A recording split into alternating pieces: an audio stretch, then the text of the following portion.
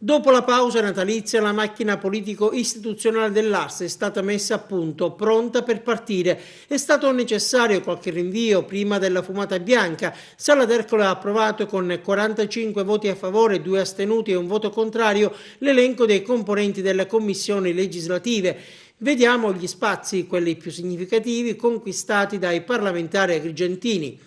Nella Commissione Affari Istituzionali e Unione Europea dentro il saccense Matteo Manciacavallo del Movimento 5 Stelle, con lui Riccardo Gallo di Forza Italia. Nella Commissione Bilancio ha trovato spazio Roberto Di Mauro, che fa parte dell'area popolare autonomisti, lui è anche vicepresidente dell'Ars.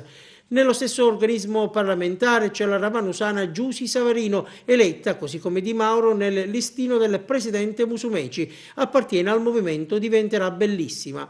Commissione Attività Produttive dentro il saccense Michele Catanzaro del Partito Democratico e il favorese pentastellato Giovanni Di Caro. Della Commissione Cultura, Formazione e Lavoro fa parte il licatese Carmelo Pullara.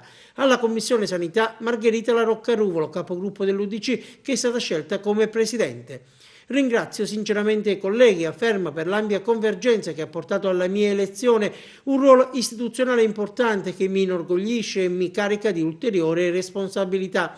La deputata agrigentina non nasconde dunque la propria soddisfazione. La Commissione Servizi Sociali e Sanitari dell'Ars, aggiunge la Roccaruvolo, ha competenza in materia di previdenza ed assistenza sociale, di sanità e igiene pubblica, tutte materie di cui mi sono occupata in questi anni anche nel corso della mia attività di volontariato sociale, oltre che di deputata regionale, e di cui continuerò adesso ad occuparmi con più impegno e dedizione, consapevole della situazione drammatica sul fronte sanitario in Sicilia, diverse le emergenze che attendono risposte concrete, dall'assistenza ai disabili alla rimodulazione della rete ospedaliera.